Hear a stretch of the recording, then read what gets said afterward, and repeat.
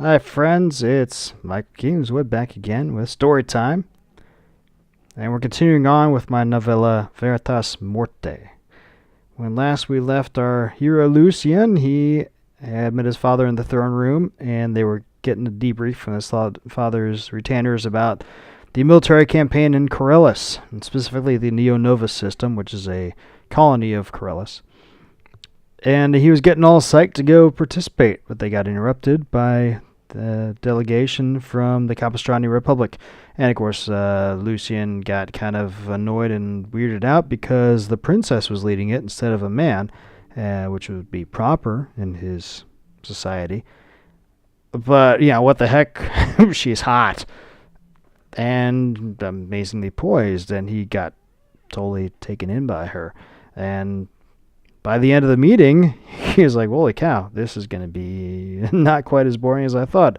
I thought I was going to want to go fight, and that was it. But shoot, this diplomacy might end up being good.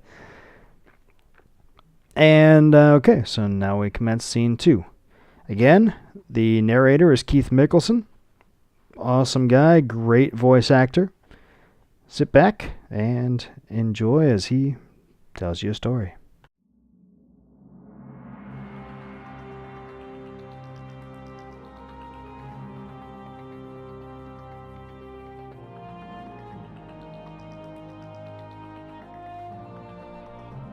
Veritas Morte, a science fiction novella by Michael Kingswood.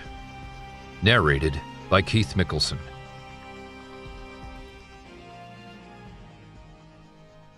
"What is your impression of Princess Ophelia?" the Emperor asked between bites of fruit. Lucian sat across the table from him in the Emperor's private dining area, adjacent to his living quarters. As with every other space on the ship, it was small compared to what Lucian had been used to in the palace, but by shipboard standards it was huge, especially for only one person's use. The table itself was real mahogany, and it must have been quite a feat to find and preserve. There were not many pieces that could trace their roots back to old Earth these many centuries after the expansion. The table alone was probably worth more than the rest of the flagship. Well, maybe a small corvette. Like Lucian, the Emperor was dressed down for breakfast, in a black silk kimono of similar cut to the blue outfits the imperial court wore, but as always he wore the half-moon and star over his left breast. He chewed slowly, watching Lucian's reaction to his words intently through his deep green eyes. Lucian shrugged and stabbed out a slice of melon with his fork, thinking carefully how to answer. They were alone, and there really was no need for caution. Not here, with his own father. But knowing that, and changing habits that had been ingrained through years of hard lessons were two different things entirely. Finally, he said, "Not what I expected." The Emperor snorted out a half-laugh and reached for his goblet, which was filled with the gray-white milk of a Toberian mollusk snake. Supposedly, their milk prolonged youth and vitality when consumed in moderation, but Lucian had his doubts. The Emperor was not all that old yet, and he took a substantial battery of supplements, any combination of which may have kept him looking more youthful than lesser men. Or it may have just been good genes and a healthy training regime. That did not stop the milk from being outrageously expensive. The Emperor sipped at the milk and pursed his lips slightly.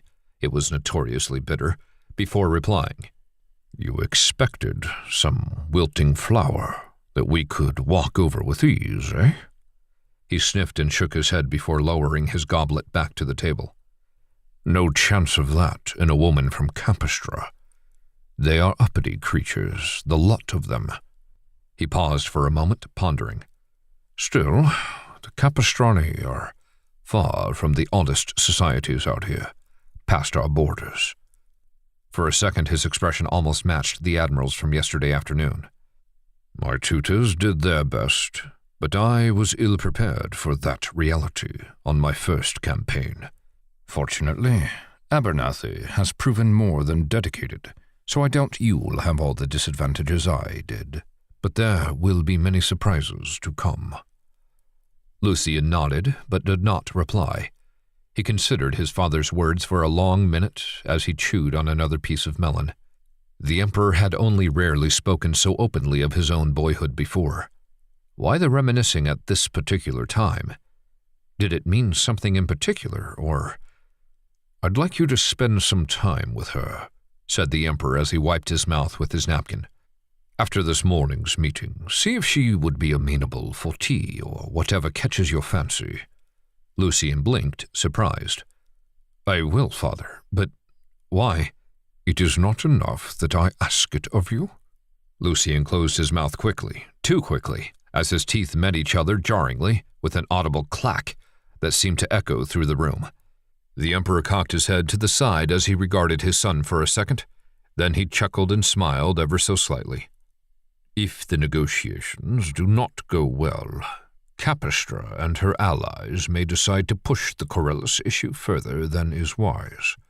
It could lead to an expansion of the war." "So? We more than outnumber them?" The Emperor's smile grew slightly, becoming amused. "True, but it is not wise to resort to force if it is not necessary. The Capistrani Republic could make a valuable addition to our empire, or at least a worthwhile client state. If we were to go to war with them, it could make their integration more difficult." Lucien frowned. This was an unexpected turn. The Empire had been pushed into the Corellis campaign by Corellis' aggression against Cora's ally. The jump from there to the annexation of Capistra seemed flimsy at best. He was about to say as much, but the Emperor continued on. "It could be," he said, dropping his napkin and standing up, "that the only way to avoid that will be to form an alliance between our families, if that should be required. Better that you and she had gotten to know each other a bit beforehand, hmm?"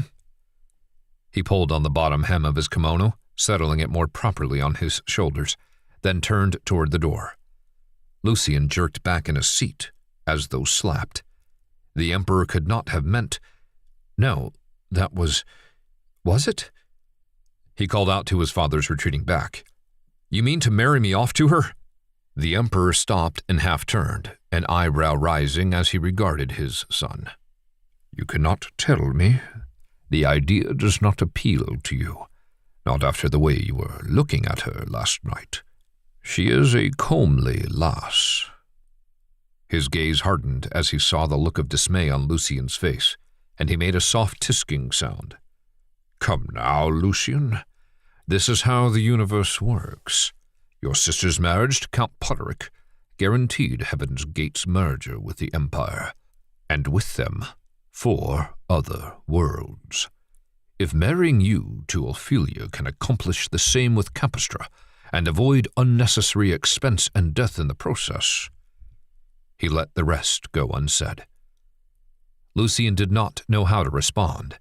Ophelia was attractive, certainly more than attractive, but not a lady, not the sort the prince, the future emperor, may that day be far off, ought to marry anyway. He shook his head in denial. The Emperor's smile faded completely, his face hardening. "You are my son, Lucien, and more than that, you are the son of the Empire. You belong to the Empire as much as she belongs to you, and you will do your duty for her." He glanced at the wall to Lucien's right, where a ship's status panel displayed, among other things, the local time. "The morning briefing is in 45 minutes. See that you are on time." And then the Emperor left the room. Well, that's kind of a raw deal for Lucien, right? What do you mean I gotta marry that girl? I don't know her. I mean, she's hot and all, but, are you sure about that? Oh boy, yeah. Well, it's the price you pay for being the crown prince. You don't get to choose who you marry. Anyway, so that's the end of scene 2. If you liked it, come back next time for the next one, or as always, go buy the book. You can get it at Amazon and ebook, print books anywhere, and audiobook, every audiobook store you can think of. It's probably there. Swing by my website and say hi if you want to, and join up from a mailing list so you can figure out when I have new releases coming out or special promos. Every now and then I'll send a freebie because I love my mailing list people and want them to be happy. And if you really want to give me a buck, by Patreon. It's up to you. Or just come back next week, man, we'll have fun. All right, thanks for joining in. Talk to you next time. Till then, don't do anything I wouldn't do. The real question is, what does that mean? All right, later.